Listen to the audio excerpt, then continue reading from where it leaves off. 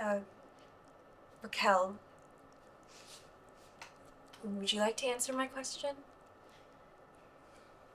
No, but maybe you can answer mine. Okay. And what's your question?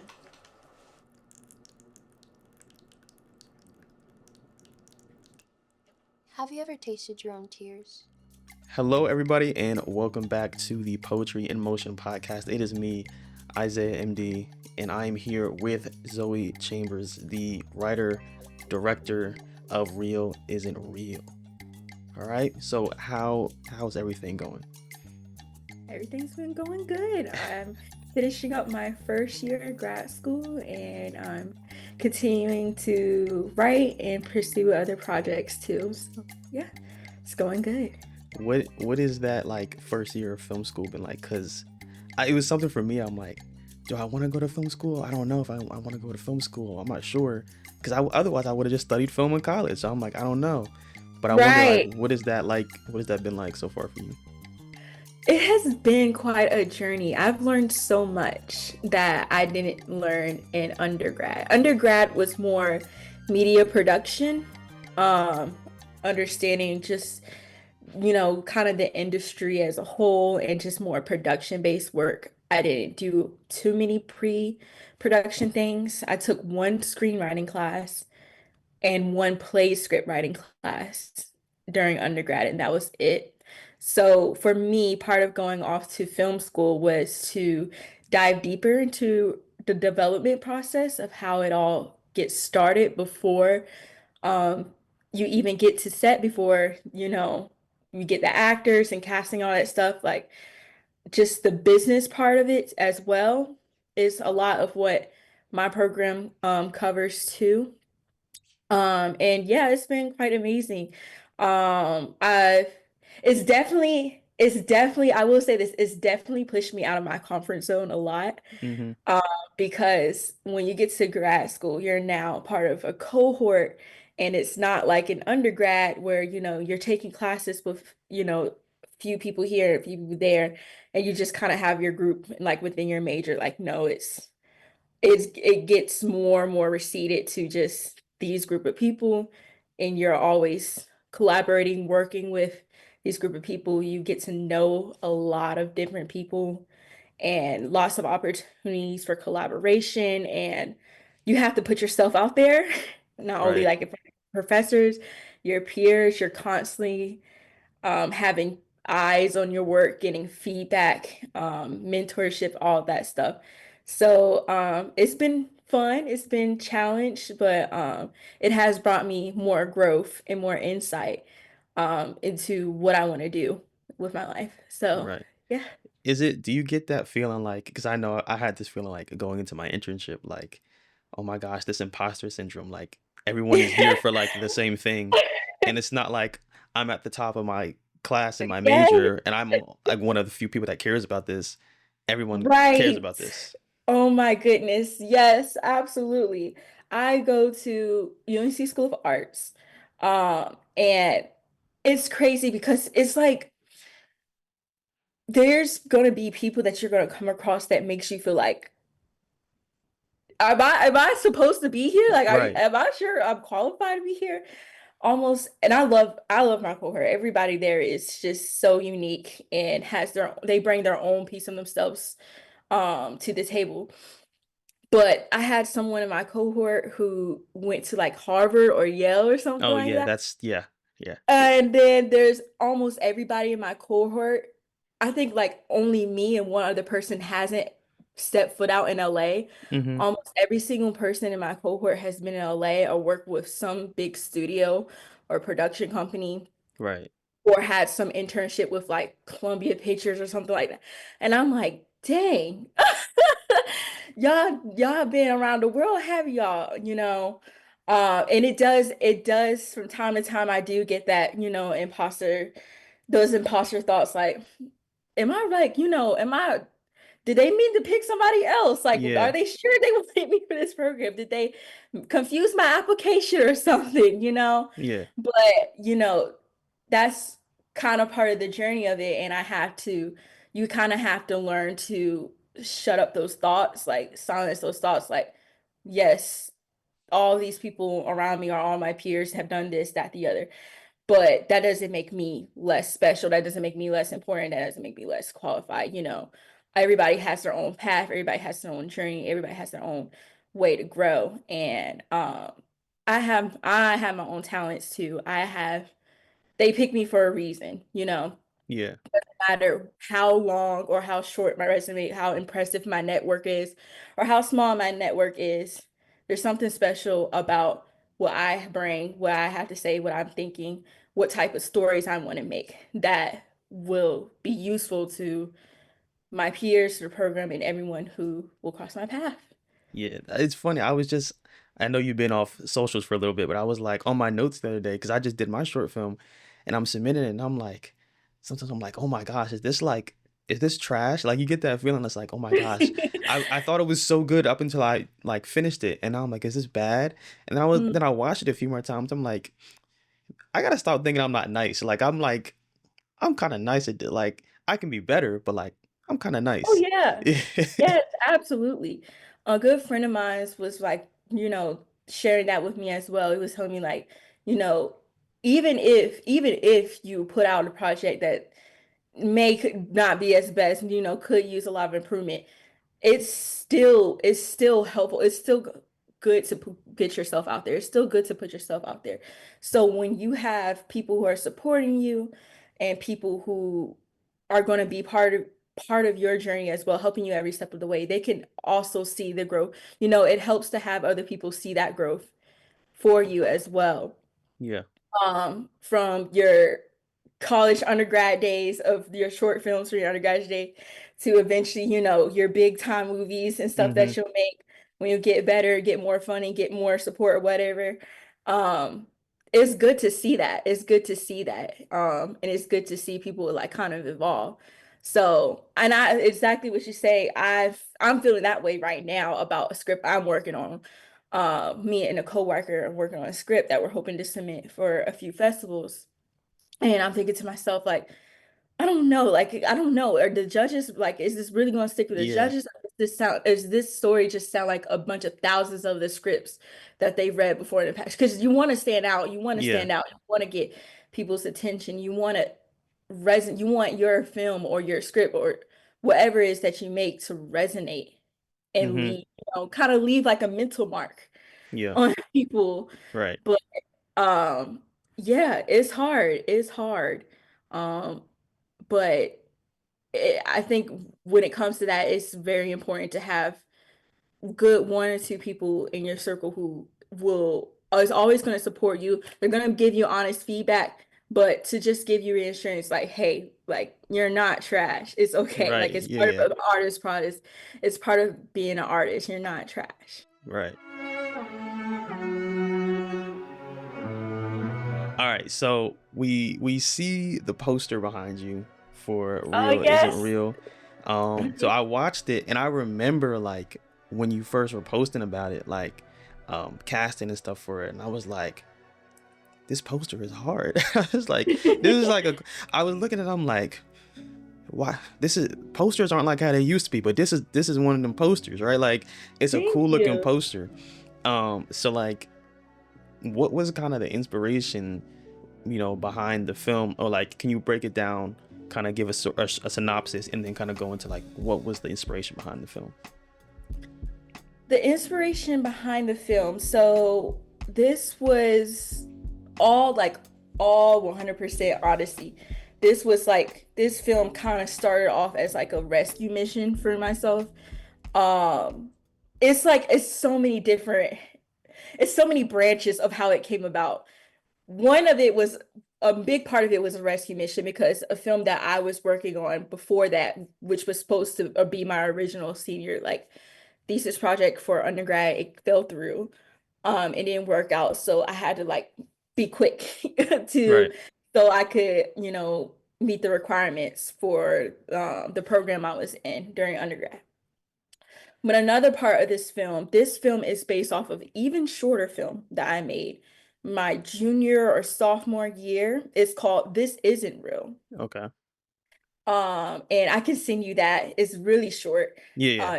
For my lighting class that I took, but I just, was just thinking, I'm like, I just want to, I love psychological stuff. I love um getting people to think Mm-hmm. and talk. So it was a short film about a girl who came home to a roommate and she's like just having a sort of a mental breakdown because she got a bad grade and she's worked her butt off all semester and it's really, messing with her. And her roommate is like, calm down. It's like, this isn't real. And the end of the film, like she sees that she's being filmed. You see all of us crew Okay. with the boom mic and stuff. It's supposed to have like a Got sweet you. ending. Yeah, But yeah. that film, I kind of watched it over and over again. I'm like, I can actually make something more of this. And dive a little bit deeper into Mm-hmm. the psyche of and being a highly driven academic student and what it's like to, spend your whole life aiming to succeed and then you get results that you weren't you were hoping to not get and weren't expecting to get and how that, kind of slowly destroys or erodes at your ego and Mm-hmm. your confidence. So this is ooh, this Real Isn't Real is based off of a shorter film that I made. And I wanted to dive more into that psychological aspect and I also wanted to bring like mental health into it as well because Mm-hmm. I thought that was very important, especially at the time in my life I was when I made that movie, Right. uh, my mental health was like, Yep, yep, yep. it was all over the place. So a lot of the movie was me kind of like exporting it of what I was going through in my mind to exporting that out into the movie, also knowing that it was a lot of other people um going through the motions as I was going through them too, and that it could help a lot of other people too. So yeah. It's funny, you kind of talk about like the psychological aspect of it because I like am automatically because I picked up on it fast. I was like, oh, okay. I feel like I know what's going on here, but I'm like drawn to those stories that are more about like the mind or like just like getting inside. Okay, like if people are hallucinating or what makes them think this, what like that stuff to me is like super interesting. So I picked up on it fast because the psychological stuff is really interesting to me. And the other thing I picked up on too is like how non-linear the story is because that's another thing that I'm a fan of, like the non-linear stories, like movies that are like jump around in timelines. I think that's awesome. So like I noticed kind of the non-linear storyline. What was kind of like your thought process going into, okay, we could tell this straightforward or we could kind of jump around. Like what was your thought process behind that? My thought process was you have to like it would I could not do this film justice by doing it linear. Right. I feel like any type of movie, and this may not be true for all movies, but I feel like one of the most like the best psychological thriller films are when they don't play by the rules Mm-hmm. because your mind doesn't play by the rules. If you think about like the human brain, like you think about how people go about thoughts and go down their path of thinking, it's very nonlinear, especially those who have like visual disabilities or like have ADHD and stuff like that. You are jumping around all Mm-hmm. the time. It's like a computer when you have all those tabs, you jump from tab to tab and you got to pause here and pick up there, and then you got to go recircle back around to this later. That that is how, in my opinion, you can truly convey um a character with that type of, anxiety Mm-hmm. based thinking. Um, so that is just the way that I saw it best to express it. Just jump around. Let's go back and forth and let's really confuse people Yeah, who yeah. may not, because that's how it works. That's how the emotion gets played into it too. It's confusing, it's exhausting, it's frustrating, and it really hypes up that anxiety, because you're trying to make sense of something that is hard to make sense of sometimes. Yeah. And that's just life. So, But I think yeah. it works because even if you don't pick up on it like right away, once you get to that moment, you're like, oh, like I get it Yes. now. Because that's how I felt when I was watching Eternal Sunshine of the Spotless Mind for the first time. Because like Mhm. people that know me know that's my favorite movie ever. But like in a similar way, it's like once you, I didn't know what was going on for like most of the movie, and then it hit the one point I was like, oh, I figured it out, and it's like that satisfaction of figuring it out at the same time that characters are figuring out is different than figuring it out earlier. So like, but it's Right. two different satisfactions, but it's still it works either way, because we know you're jumping around, you know. Right. So I definitely think it works for this film too. Like it, like you said, you wouldn't do it justice doing it linearly. You know, you gotta. Mhm. It's Yes. more exciting jumping around.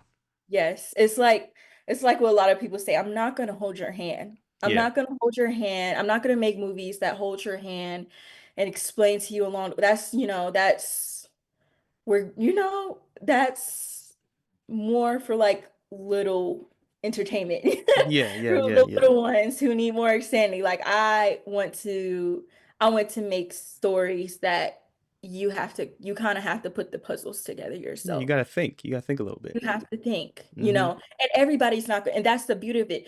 Everybody's not going to come out with the same answer. Is I also try not to make it like one simple equation. I like to make the formula to where you can get a bunch of different answers. You can get a bunch of results and still be right about all of them, Mm-hmm. or multiple conclusions that you come up with. Right. Um, that's how a lot of art works. Everybody can have their different interpretation to it. Everybody can have their different resonations with it, So yeah, that's also that's also works with doing it non-linearly. Right. And so I really want to talk about Nevaeh as your lead actress, because I'm like, it's one of those things you sometimes you see people and you're like, oh, they're really good. Like they're really good at acting. And Yes, I don't know how, like, how many projects she's worked on before this, but like a I lot. I took away it shows because I took away, I'm like, oh, I believe her.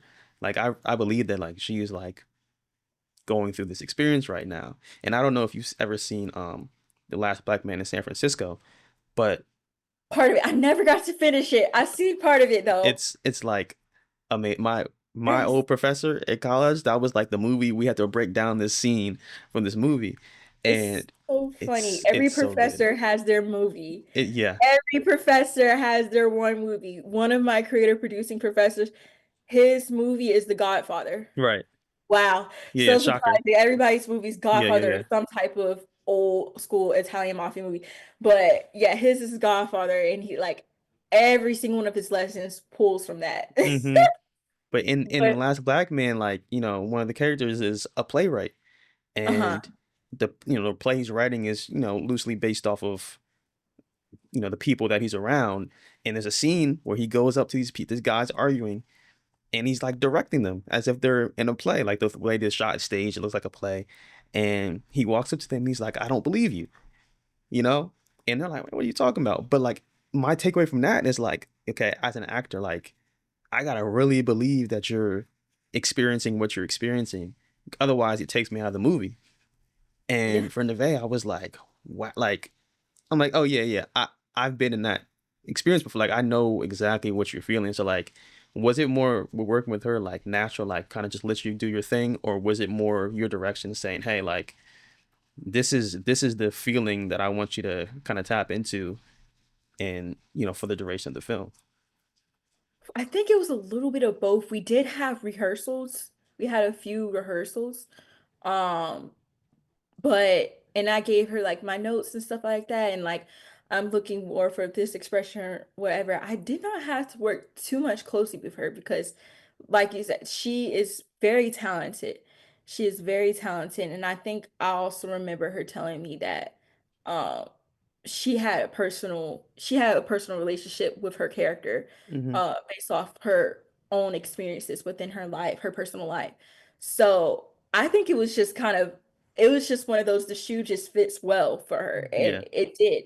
And to go back to what you're saying, yes, she is and was in a lot of different short films that the student film club that I was running at one point, or I was hoping to run at one point. She was in a lot of films prior to this one, so she's like kind of a-lister at Okay, our school. got you. At my old school, she acted in a bunch of movies and she played a lot of roles that required a lot of emotional and Mm-hmm. mental pulling Yeah, of, and even some physical pulling of her, uh but and those tears, man, yeah, yeah. I was just about to real. say that scene when she's crying. I'm like, the vein is like popping out of her forehead, and I'm like, yeah, that's pretty real. Like I can't. There's no part of me Yeah. that's like she's acting right now. Like I'm locked in. I'm like, yeah, that's real. That's definitely Yes. experience. Yes, yes. Like, oh my gosh, I remember when we did that take, and I wanted, I wanted to yell cuts and just give her a hug. Like, but I'm like, oh, this is too good. But like, oh my gosh, like she's really crying right now. Like, I want to just give her a hug, but I can't. Like, I can't. It's a fear. I can't. It's a fear. I gotta let it run its Yeah, course. yeah, But as soon as we finished up that take, I was like, everybody was just like giving her a round of applause. We were just all like, wow, like we were just all like blown away by her performance. And she really, really, really did justice to the film. And I'm so grateful and so happy I was able to work with her for this film because she was also in the original film I was making. She was also playing, she wasn't playing like a big lead role as she was for Real Isn't Real, but I felt bad because the project fell through. I didn't even get to the part. I didn't really even get to her scenes to film her. mm-hmm. Um, but I know she was really excited, and I just like felt like I just felt like a part of this movie I had to give her like, I had to give her a rebound. I had to give her, I had to revive her a little bit because of the last project we did fell through. And I'm like, oh, man, I feel bad.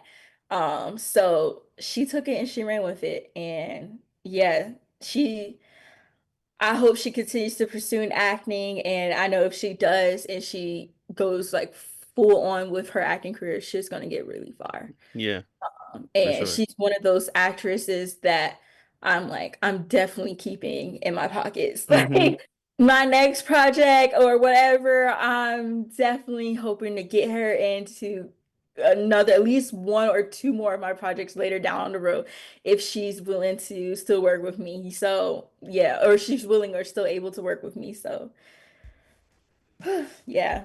Well, speaking of next project, I know you talked about the script. Uh-huh. Is that the main thing that you're working on, just the script to submit, or is it something you're like, I need to make this needs to get shot, produced, edited, things like that? Yes. So I am looking to film what I am writing this summer. It just depends on like timeline. Right now, the main focus is like getting it into festivals and Mm-hmm. just getting that feedback from just different producers, other co-screenwriters I know, and judges as well. Getting that feedback because when I put this on camera, when we kick this into the production part, I want the script to be the best it can be. I want it Mm-hmm. to be the best it can be, not only for the crew, but for my future cast. Like, they are going to take my script and they are going to this will have to be their breakfast, lunch, dinner. Yeah, yeah. Dessert. Like, this is your mental breakfast, lunch, dinner, dessert.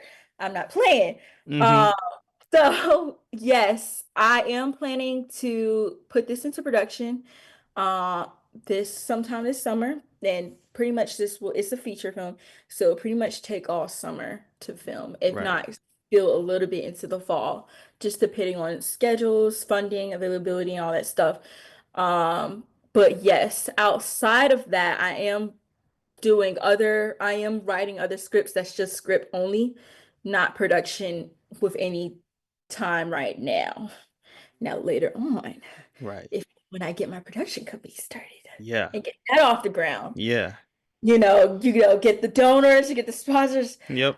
Yes, I'm definitely going to circle back to them scripts that it's just script only right now because almost everything I write, I want to make my own, except for like one or two things. I'm like, absolutely not. I'm not directing this. This is just for writer credit and writer credit only. Somebody else Mm-hmm. can make the script and do what they want. But for most of the stuff that I make, I'm like, I have to have some type of production credit to it. I can't just sit back and be pre-production on it. I Yeah. can't. I can't. You can do whatever you want in post production, but pre-production, production, I have to get some type of say. Mm-hmm. I have to. My scripts, my ideas, they're like my babies. They're like my kids, man. They're like my That's kids. it's fun. That's how I felt because originally I was like, oh, I just want to be a writer, you know? And then Mm, that was me going into college, and then the writer strike happened, and I was like, maybe not. But I still right. like writing. And my other thing was like, especially in because I want to be a TV writer. I'm like, oh, they don't have that much say after they write the script, and I didn't like that. So then I was like, you know what? I talked to my professor. I was like, what about being a director? How does that work? And then I spent the summer like researching that stuff, and going into my senior year of college. I was taking a narrative film class, so I knew I was gonna shoot a short film. So over the summer, I said, you know what? I'm gonna get my friends and shoot something corny. I can't even watch it anymore. It's so bad. Mm, But I was like, I need to know what I'm doing because I want to know. I'm like, I need to know how to do this directing thing, But like right. having the control over it after the fact, I'm like, Whew. I can't just let someone just because they're not gonna see it the way I'm seeing it. Exactly. Exactly. Like you have to have even with like co-writing. And I love my co-writers too. I love my script. I have a lot of anybody who's a screenwriter, I most respect because a lot of people don't understand Mm-hmm. how daunting that writing a script can be sometimes. Um, but you have to really trust somebody. You have to really, if you let your script or let your project into the hands of someone else and they take the wheel on it, you have to have a lot of trust with it, Mm-hmm. you know? Yeah. Uh, because man, it's just so many different directions that other people could, because we don't all think alike. We're not meant Mm-hmm. to be the same, we're not meant to be alike. And because us as artists understand that, it can be, you know, uh, I don't know. Yeah. No, I got you. I But got you. I got yeah, you. yeah. And for TV, you said you want to do TV. So you would probably have to look more into like doing show, like become a I showrunner. know. And I was like, man, let's just do And movies, man. I was like, let's just do movies. that's one thing, that's like a big nugget I took out of my first year of grad school. Learning how I learned a lot about the TV side of the industry, a Mm-hmm. lot about the TV side of the industry I had no idea about. And those writers' room are intense. And they're so small now. They're so tiny now. Yes. Yes. They're smaller time. I went to Austin Film Festival last fall, and from what everybody was talking about with, you know, having to write so many different drafts, having to watch, not only have you have to write so many different you have to do thorough research. You have to watch the episodes, get to know the character. Like you have to practically become part of the show yourself, Mm-hmm.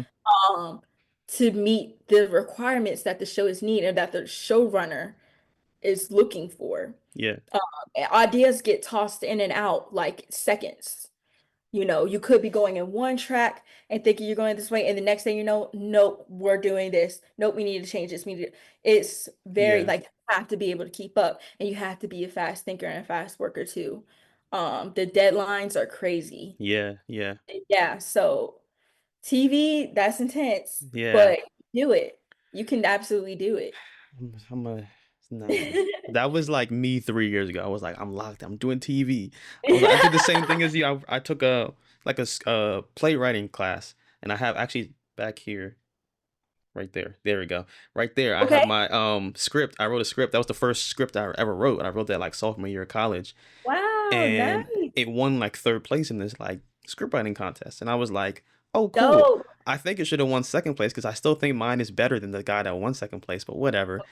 Of But it was course. like, yeah, it was like just our class, right? It was like 15 of us in the class, so it wasn't that many people, and half of the people didn't even finish their scripts. So I was like, you know what, I'll take the win because we got to put it on and stuff like that, Mhm. people got to come and watch it. But yeah, I'm like that TV stuff. I kind of am interested, but just because you can do more with, like, you can tell stories longer than with movies, but like Yes. the creativity within the movies and the way that you can kind of have your um like your signature style and stuff on the movie is like way different than TV, which is something that I enjoy for sure.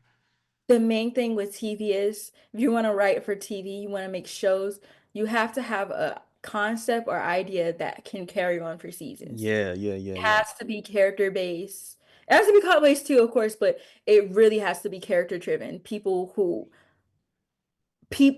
who your audiences are gonna want to tune in every week to see what's up with them. Mm-hmm. That they want to get updates, they want to know what's gonna happen. You have to have that driving factor. It has to be something that, man, people can start watching this when they were in high school and still keep up with it Yeah. while they're in grad school or Mm-hmm. in college. That's what you get with like shows like stuff like with Euphoria, even though that's kind of dipping down a little bit. That ship is kind of sinking right now. Yeah, yeah, But with shows like that, I was one of the people who started watching that when I was like what? I was like what senior, junior in high school. yeah, probably. I And was now watching it when my parents didn't want me to watch it. right, I watched it with my parents. Parents probably don't even know that show exists. It was me and my brother watching it, and then I kept watching it throughout college and out of grad school. And I'm like, wow, like I Yeah. started watching this before I was legal, and Mm-hmm. now I'm like still wondering. I'm still even if we don't get a season, I'm still wondering. I'm still curious, like, what is Rue gonna do? Like, Yeah. She still owe you that have lady that to have money. that. Right. What is he gonna do? So, yeah, it's crazy. I like to always hear like what things people are like consuming, whether it's like music or shows or whatever, like Mhm. books, whatever. I like to hear what people are being inspired by in the moment. I know for me right now, it's Sinners. Like I can't. I saw it last Saturday and I'm seeing it again today. I Okay. can't stop thinking about this movie. Like Okay. it's so good. But for me, it's Sinners, and I'm seeing Kendrick Lamar in May, so gotta Nice. you know Nice. Okay. so, but those for me, those are probably my two right now. And it's on Max. It's called Ayanu, and I've been waiting for this to come out for years. It's an animated show, um, Okay. Avatar esque, but kind of just about a young girl, like African lore, African culture, and I'm like, this is the show that I wish existed when I was 10 years old. I would have loved this when I was 10, but it's so good and inspiring. It makes me feel good to watch it, and like I hope it does well. But those are the three things that I'm kind of being inspired by right now. So I just want to hear what you have to say. I this may sound a little disappointing. I have not been able to turn on my TV. I have not been able to turn on my TV to watch nothing. One show I will say, I'm going back to the old school things. Okay. I will say that. I've been doing more books. I've been doing more reading and writing of books than consuming shows and movies right now, Okay. which is a little unusual on my part because I'm always usually watching something. I think the main thing I'm just watching is a show called The Pit. Okay. Okay. It's on Hulu, if I'm not mistaken. So Max, so Max. Max, that's right, that's right. Yeah, I know the Max. pit. I know the pit. Yes, The Pit. Because I got hooked on the show because one of the actors had came to talk to us Okay. for a Zoom class we had. But yeah, I'm kind of hooked on that, but I'm able to step away from it. So I don't know if I can really say I am into the books though, and I'm gonna grab it right now just to show you. Really, Okay. give me one quick second. Let me Okay. grab it real quick. Now, one of these I have to turn back in, because it's from the library and I know it's overdue. But this book right here, Black Sci-Fi Short Stories, That's lit. That's this fire. right here is a really I anybody who's like me, who's into psychological thriller, I sci-fi love series, sci-fi. mystery, anything like that, anything of those genres, fantasy, all that, this book right here. This is Okay. such a good book. And Okay. it's giving me so much inspiration and just so much guidance for the scripts that I'm working on that I'm kind of like at a block right now. Mm-hmm. It's so many different short stories from different parts of Black history, from like slavery to like pre-slavery times to civil rights times, sci-fi like civil rights story. It's Yeah. so Yeah. cool. It's so cool. Um Got you. this is woof, let me see how many pages because I haven't finished. It's about like a little over 500 pages Oof. worth of stories. Oof. Um, each story gives you something different, Mm-hmm. and it's very gothic fantasy like. And yeah, I think you'll really like it if you're like into, reading books. And then Invisible Man. I read this in high school. I'm pretty sure a lot of people read this Mm-hmm. in high school too. Everybody's high school curriculum was different, but I find that at least there's one book that everybody's like, yeah, we had to read in high school. Mm-hmm. But this I read in my AP English class in high school, and it's stuck in my mind ever since then. And I haven't picked it up like really since then until now. And I wanted to revisit it because I'm incorporating this book into the script I'm currently working on. Got you.